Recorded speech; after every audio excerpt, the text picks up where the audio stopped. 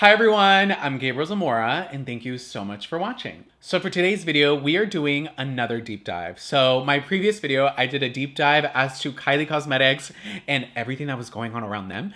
And I love a deep dive, especially when, hi everyone.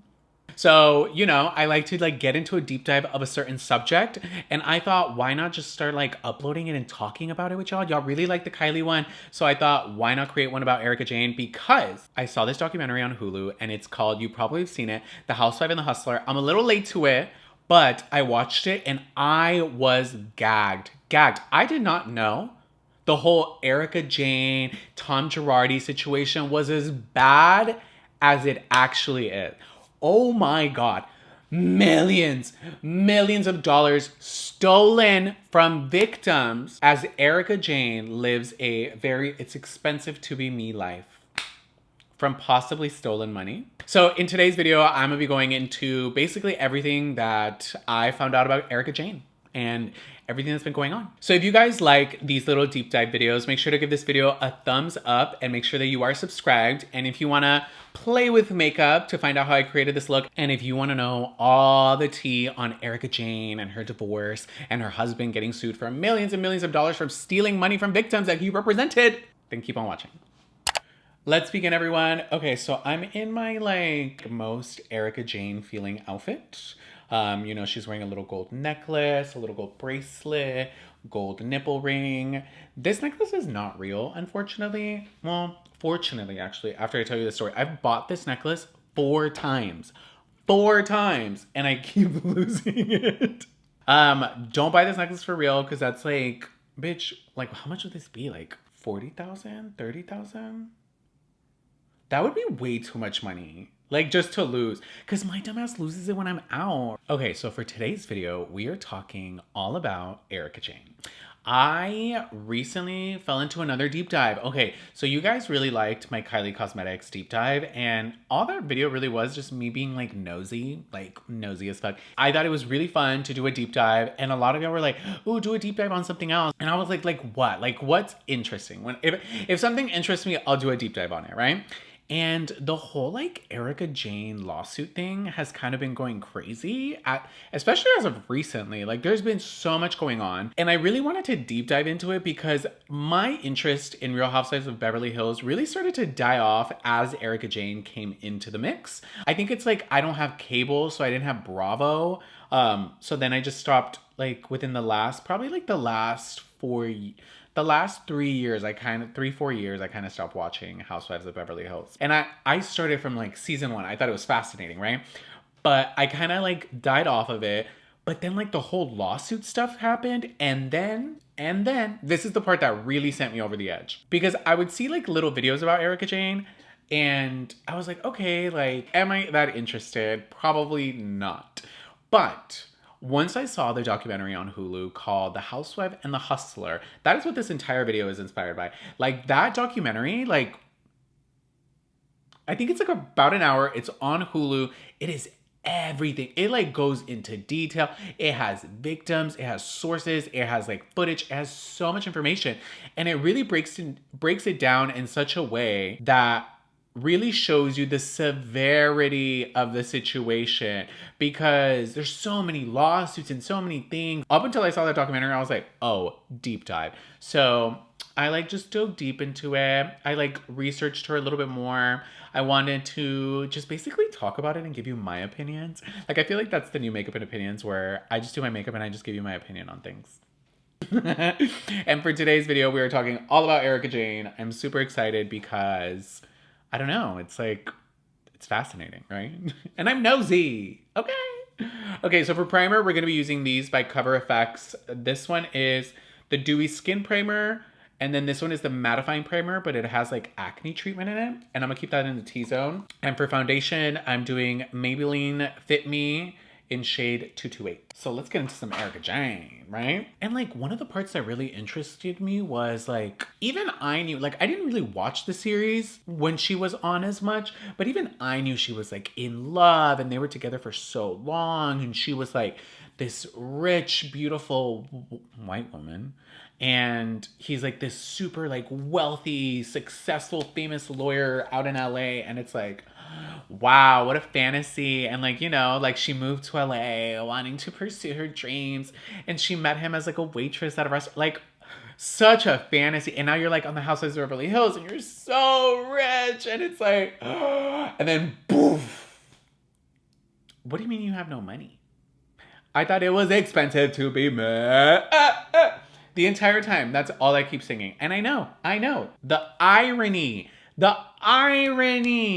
that she made a song called It's Expensive to Be Me. Because what was it? Rumors had it that she was like paying, I think even she said it, like $40K a month on glam. On glam. That's like $500,000 a year. Like on glam. Well, I mean on the look. Like hair, makeup, nails, probably spray tan, stylists, travel for the glam people as well. Like it adds up. You know, as she got on Real Housewives of Beverly Hills, you started to see the fantasy more. You started to see like, oh my God, she's like, she wants to be a pop star, even though she's like in her 40s, which is nothing bad. It's just that like, you know, not many people can, and she can because she's so rich that it's like, oh my God, it's everything. And like, she looks stunning. And it's like, that other song is iconic. Like, how many do I give? Damn, bitch, you look good. Like, you look good. When they like, white women. If you're gonna have money and you're gonna try to look good, that's good. To me, it's just like this fantasy. And then all of a sudden, he was being accused of embezzlement. Embezzle? Hope you embezzle money. Embezzle? Yeah. Embezzle? Because you wanted me to Embezzle? Embezzle? I was helping her. Embezzle! She's talking about embezzle money. Embezzle, bitch. Embezzle?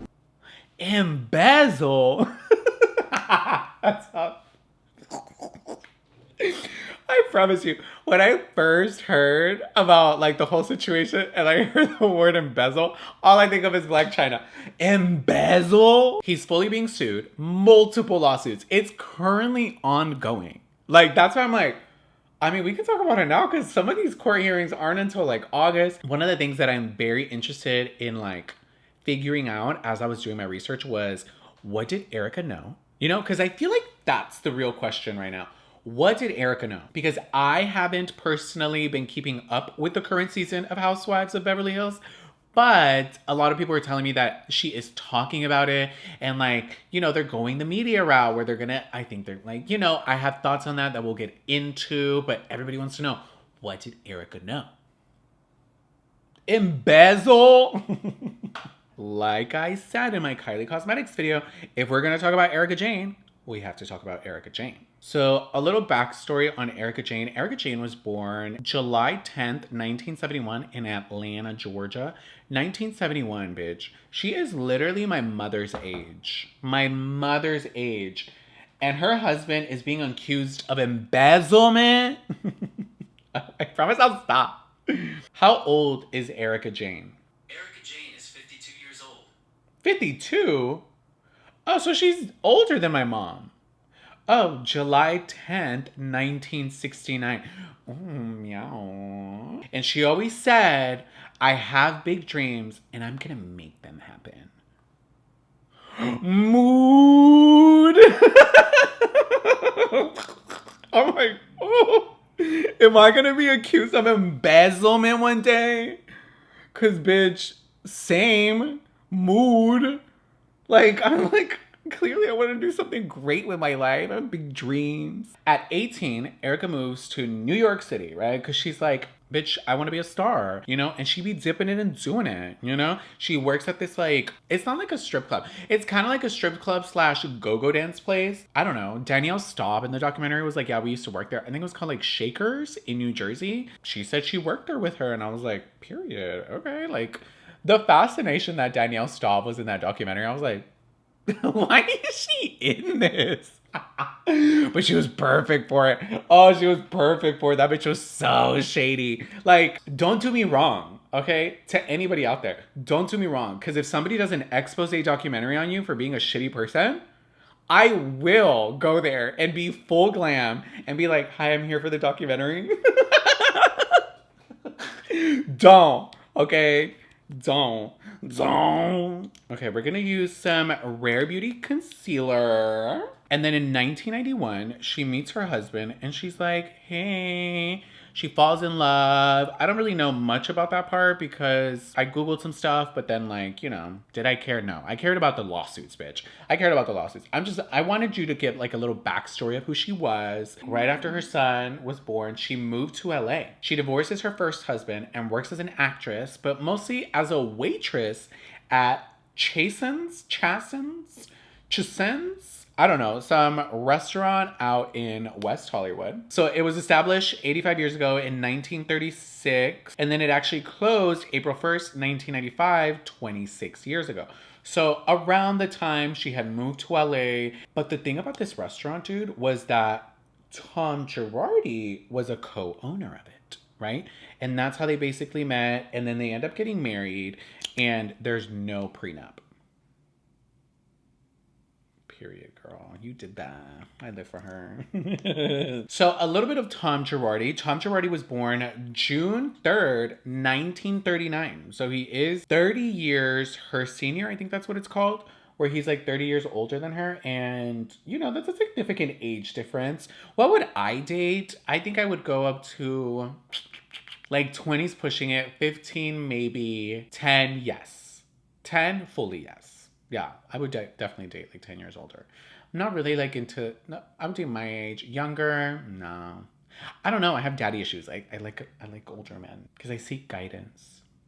I know. At least I know it. Tom Girardi is a very well-respected lawyer. I think he goes to like very prestigious law schools. And then he opens up Girardi Keys in 1965. Girardi Keys is known for not only representing elite people in LA and Hollywood, but as well as like people who are being kind of like abused by large corporations and rich people. So he's like, you know, he's like their man. Like he's like, I'm your man. I'm your man. I represent you. And everybody knows him as that because he had very like successful lawsuits that he had won. So if you don't know the movie Erin Brockovich with Julia Roberts, I personally haven't seen it, and if I have, I don't remember it. I actually want to see it now more. PG&E is contaminating the water, which is giving people in a certain town cancer and other diseases. So they sue, they win for millions and millions of dollars to those people, to those victims, and he was one of the lawyers. I think he's even in the movie, like he's represented in the movie as like a character. I think I had even heard or read somewhere that they had even recovered, like them from suing all these companies, they had recovered a couple of billions of dollars for victims because some of these like lawsuits were like 300 million because there was so many people like that would be suing in a sense, right? So many people would be affected. So in these big lawsuits, yes, he's like representing them and he basically doesn't make money if they lose. So he is betting that they're gonna win because he's such a good lawyer. He's like, oh no, we're gonna win because I'm willing to let you know that if you lose, I will not charge you. But in those type of lawsuits, if you win, they get a higher percentage, a higher commission percentage, which sometimes ranging between, I think they said, as it could go as low as 15 up to 45%, something like that, something in the 40s. Maybe it was 40. Something like that. I was like, oh, wow. Like, that's a big chunk. But to get anything as a victim feels amazing, you know? So they're probably like, I don't care as long as I can get help for the situation that I'm going through. Okay, so I did my brows and I did some setting. Okay, so for the eyes, I'm doing this look. This is by Born to Be a Prodigy 0 or a capital O. Now that I look at it, my life would have been way easier if I did the eye, did the wiping off, but we're just gonna do what it do. Okay, so I last left off on they get married. This was in the year, I think 2000, right? She did say that he did have to pursue her for a while, which is smart. You know, if a rich man wants you and you want him for a long time, not a short time, then you make him chase, you know? When somebody's that rich and they are not given instantly what they want, even though they have that much money and power, they yearn for it even more, you know? And Gabriel, do you have a rich partner that you did that to? No. But I'm guessing that's how it worked. So like 7 years go by, and then, you know, she's like rich and beautiful, and, you know, she gets bored. And she remembers, I always wanted to be a pop star. So in 2007, she asks her husband, Tom Girardi at the time, can you please fund my pop star fantasy, right? They're so rich, they're so wealthy. So he starts to do that. So Erika Jayne, basically the pretty mess, is born. Okay, for eyes, I'm using this palette. This is by Ace Beauté, the Oceanic palette. So, you know, he's like funding her like pop star fantasy. She's coming out with songs. She's a pop star. She's like basically saying like, I'm bored, so I want to make music. I still want to be famous. Like, that's what it gives me. Cause she wasn't writing her stuff. Like, I can understand if somebody's like successful at something and then they go into, or maybe they're like a personality. Like, you know, if somebody's like a TikToker or an Instagram personality, a YouTuber, and they go into music, the only time I really, maybe this is just me, the only time I respect it is when they themselves are a writer or they produce the sound. If you just want to make music and be a pop star because you want to, that just screams narcissism. You just want to be adored. You want to be even more famous. Like, yes, making music is fun, but to want to be a pop star when you don't write your songs, you don't produce your music, you just want to look pretty, you want to be adored. Narcissism. That's just me. Maybe that's just me. You know? So it wasn't just me because her pop star career was literally not thriving, okay? So she's doing it for years and, you know, he's not getting a return on investment. So in the business world, it's called the ROI, just return on investment. If you put in this much money, how much are you getting back? So she's about to quit. She's about to be like, no more pop star fantasy. I guess I'll just be a rich man's wife. And she should have just done that. Because right around the same time as Tom is saying, like, I'm not making any money off of this. Like, you know, we're just wasting money on you living this fantasy. Like, it's starting to get expensive. She gets cast on The Real Housewives of Beverly Hills. I'm an enigma wrapped in a riddle and cash. 2015 in season 6. So I'm guessing it like filmed in 2014 or something like that. And, you know, she's... Okay, if she doesn't live in Beverly Hills, is she considered Beverly Hills? Because doesn't she live in Pasadena? That's kind of far from Beverly Hills. Like, that's not Beverly Hills. Yes, you're rich and you're kind of like on the outskirts, but like, I want to know bitches that live in Beverly Hills. You know what I mean? Like, that's fascinating. When they live there, I'm like... So her thing is very like, she is richer than everyone. Like, I feel like when she really went... That's around... Okay, I think I saw the first year she was on, and then after that, it kind of like died off because I didn't have access to like Bravo, and I didn't care to like pay for Bravo separately, and I don't have cable. I just have like Hulu, Netflix, HBO, Amazon Prime. Like, I have all these other things. That first season, she like elevated the game. You know, like some of them, yes, are rich, but I was expecting money.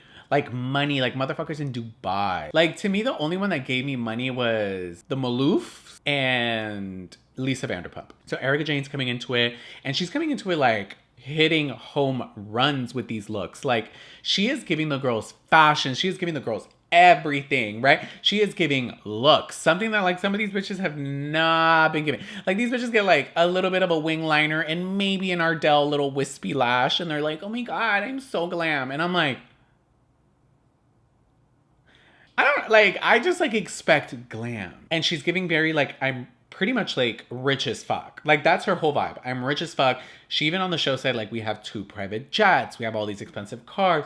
When she did her closet tour, like every single item is designer. Like every single item. From the furniture to the walls. So they give off very power couple. Like, you know, she's hot and she's like a pop star wanting to be. And he's like this super famous lawyer who reps the elite and regular people. And he was in Erin Brockovich. And like, whoa, like, you know, like people are like, wow, like they're fascinated. I was fascinated. I was like, yes, like this is an iconic couple to have on there. But in the documentary, like there was this one line that really stood out because I was even like, damn, I should have gone to law school. I didn't know you could attain that much wealth by being a trial attorney. Like, you could be a lawyer and you could have like hundreds of millions of dollars. Like, that's what I'm guessing. Like, some of these cars were like millions. These houses were millions. What she's spending are millions. Like, if you're spending $500,000 a year on glam, like, how much money are you making? Maybe I really should have been a lawyer. Like, fuck, I love to argue. Y'all know I love to say that. Like, I love to argue. I should have been a lawyer. And like the part that it gets cringy is not that like you can't show off what you've made. Like, yes, if you've made money and you want to buy yourself nice things, who are we as the public to tell you how you can spend your money? But when you are a trial lawyer who represents victims, like full victims, like victims, yes, you represent like big people as well and like some of like Hollywood's elite, but you represent like victims. Like that's your whole shtick. I'm for the people, you know, I rep y'all, like I protect y'all against these companies. And like, yes, you get a commission, but you're trying to tell me the money you've made, a lot of the money you made, because some of his biggest cases have been these big like lawsuits towards corporations for people that they have done wrong. And then he wins, so he gets a commission. And it's like, damn, the money that you're getting from victims, spending it like that? And like, yes, there's some lawyers that do the same thing, but they're a little more hush hush about it. You know, they're like, we're not going to be like, oh yeah, like I made 40% from this $100 million lawsuit from these victims of PG&E. Yes, you are entitled to your commission. Absolutely. But you get a lot of money from these victims and you're like spending it on frivolous things. And because you're like, well, why can't he spend it? Because he wasn't paying the victims. He wasn't paying them. There's like rumblings behind the scenes that he's not paying the victims out. So basically what happens is you are awarded the settlement, right? So the settlement from the company or the people that have to pay then goes to a trust. The trust is where the money is held. It's basically like placed to be protective, to protect the money. From there, the lawyers get their commission out of it, right? So whatever their money is, they get their commission out of it. So they don't touch that money. That money is not theirs.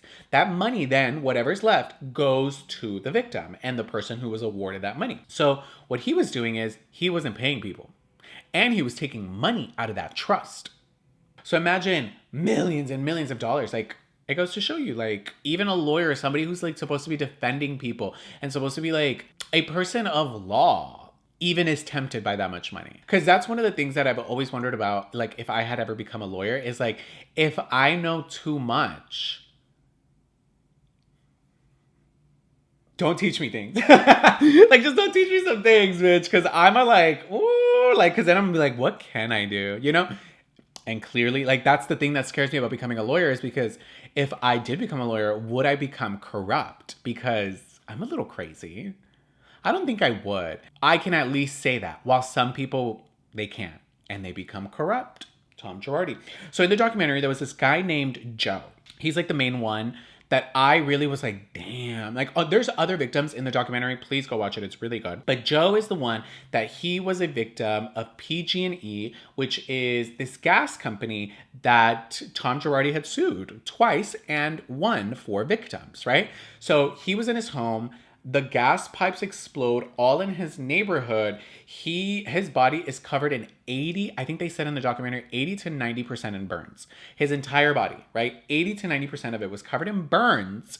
And not only was it external, it was internal, because he's breathing in the flames and the hot air. Because I think the way he explained it, he's like, he just heard this giant rumbling and then all of a sudden this explosion and there was flames everywhere.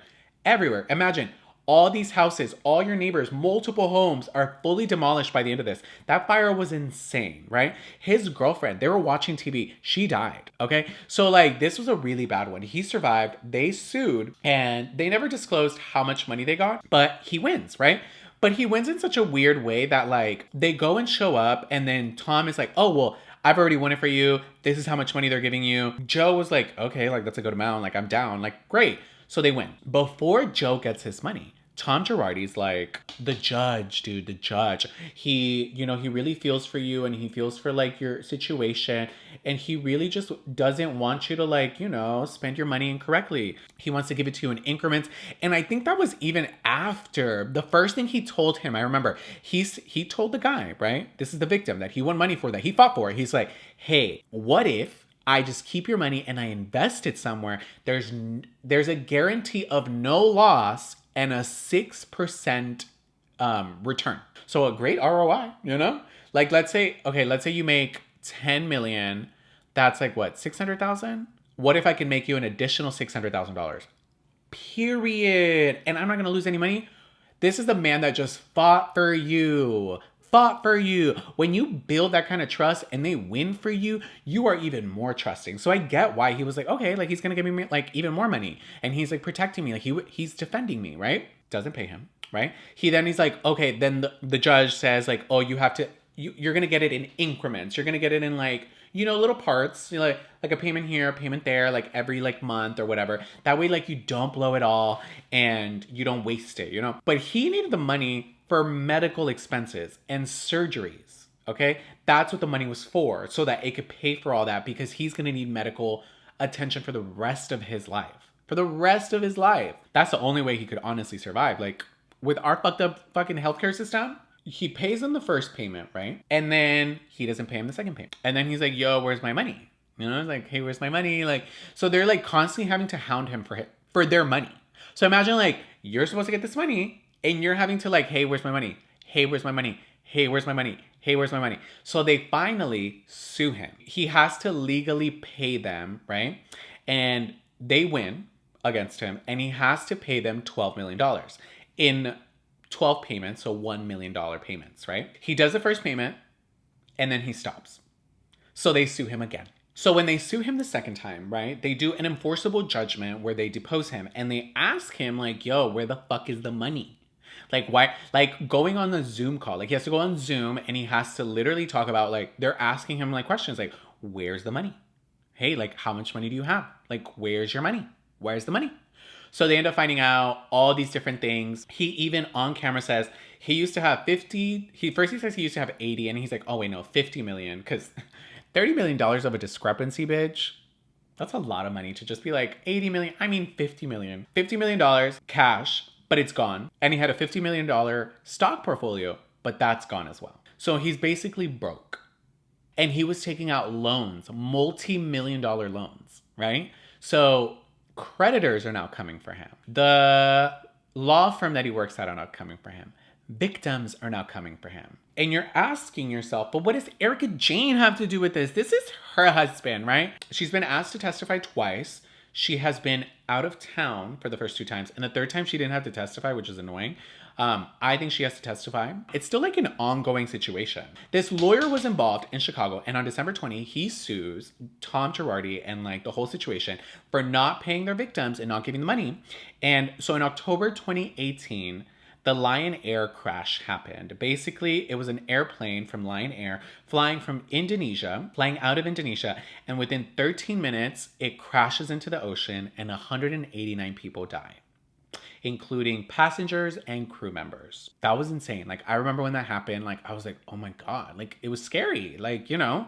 And that was before, like, quarantine, really, where everyone was traveling like crazy, and I was like, oh my God, like, that's scary. So Tom Girardi sues Lion Air on behalf of victims from the plane crash that included orphans and widowed individuals, right? So he knew he could really get sympathy points from like the jury. So he gets them a shit ton of fucking money. Millions and millions and millions of dollars to a lot of victims. Right? Lawyer in Chicago sues because that money wasn't going out. They never got that money. People were not getting their money. And the lawyer's like, once he saw Erika Jayne file for divorce in 2020, because I think this was like November. Yeah. So he sues December. Erika Jayne files for divorce from Tom Girardi on election day. So this ended up happening. How pretty. I just knew I needed a shimmer. It almost reminds me of a peacock feather, right? It's like a little peacock feather. It definitely doesn't look like the original look, but I love it. Okay, just before we skip from the eyes, I needed to focus on it a little bit more. So on the eyes, I start off with seagrass, then I start to deepen it up and create more of a shadow with turtle dimension. Then I really add dimension into the eye with Pacific, this kind of like bluish tone. And then with this lagoon, I keep it on the outer corner. It just makes it all very sultry. And then on the shimmer, we did jellyfish, this like lime green shimmer. So for bronzer, I'm going to be using the One Size Turn Up the Base foundation powder, but I'm using it in medium dark 1. None of the shades actually that they sent me fit my skin tone, but I thought since they're darker, They could be like a bronzer. Even though it says neutral golden, it's very orange. Okay, so I left off at Erika Jayne files for divorce. Months before, she was saying that they're like in love and their marriage and blah, blah, blah. There was never any indication as to why she would divorce him. And the lawyer in Chicago, that's why they ended up suing December. And I think they named her in a couple of the lawsuits because they're like, yo, if she's jumping ship, then he probably did something. Like I heard the conspiracy of like, they got a divorce because she wanted to protect and hide some of the money and some of the assets so that they wouldn't take them. But if she did that, I feel like she's ruined. Because if you're willingly hiding money and assets from victims, then you yourself are just as guilty. Just as guilty. I don't care. Just as guilty. Send them both to jail for however long. Like honestly, like if you're willingly helping your husband do shady shit, you are complicit. You are fully complicit. You are fully complicit. I'm gonna use Twilight in the lunar. The fuck was that? Oh my god, they fly this high? It was a crow, you guys. God damn, I thought it was an eagle. The real question at the end of all this is, where is all the money? Where is all the money? Okay? Where is all the money? That money's not yours, Tom Girardi. Where is the money? Where did you put it? Where did you waste it? Where did you spend it? Where is the money? That does not belong to you. At that level of power, he was probably telling Erika like, oh no, these are liars. Because they showed a clip of her on Watch What Happens Live. And she's like, oh, somebody asks her, you know how Andy's so shady? And she's like, so-and-so from Mobile, Nebraska, wanted to ask if... And sometimes I wonder if it's real, or I sometimes wonder if they know what question they want asked and they go looking for it, if that makes sense. They asked her like about the lawsuit and he's getting sued for a lot of money. And he's like, do you have any comments? She's like, well, with lawsuits, you can't talk about them, so no comment. So she kind of like brushed it off. And it felt very like it wasn't that serious of a thing. I'm sorry, but like... those cars that make a lot of noise, that's not attractive. And if you're a girl who's attracted, or a guy who's attracted to people who drive noisy ass cars, girl, that says trauma. You need to go to a therapist. So now it's getting to the point where he has multiple lawsuits from multiple people. There probably is going to be a criminal investigation on him. That's what the documentary said. And I was like, yo, girl, is this what you signed up for, girl? I never really tried that like dark liner with the like rosy inner, like I'd never do that lip. Like I never do it. So I want to do it today. So I'm using Chestnut by MAC lip liner. Okay, I hope that works. Let's see.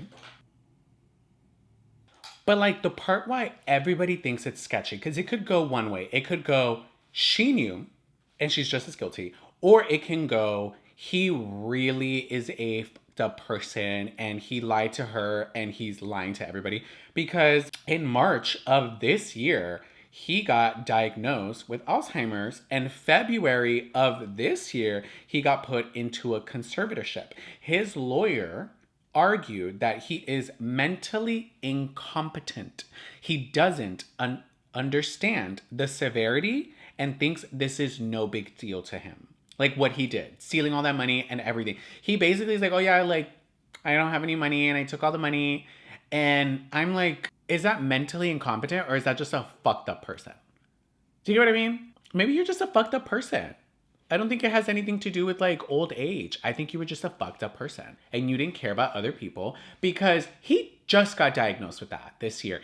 But lawyers, even in the documentary, said that they had seen him a couple months ago and he was perfectly fine. He was hosting events months ago. So this isn't a recent thing, Tom Girardi. You have been a fucked up person for many years. I don't care if you're mentally incompetent. People need to find out where that money is, and people need to find out if Erika Jayne is guilty. Because right now, he's getting sued by his firm, which has closed, Wells Fargo, the victims, and even his ex-wife. Not even like Erika Jayne. Like We're talking about the wife before Erika saying that like I should have been getting paid $10,000 a month from alimony and I wasn't getting paid. So he's just getting sued left and right. So the courts then involuntarily bankrupt him and start to liquidate all his assets and everything. But the divorce is still ongoing.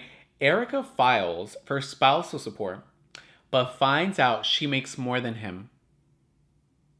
So he's now requesting that she pay his legal fees. Rich white people with problems? Ooh, y'all are entertaining. Oh my God. There's no prenup. So technically she probably thought like by not signing a prenup, she was going to be good. But remember like the Jessica Simpson, Nick Lachey situation?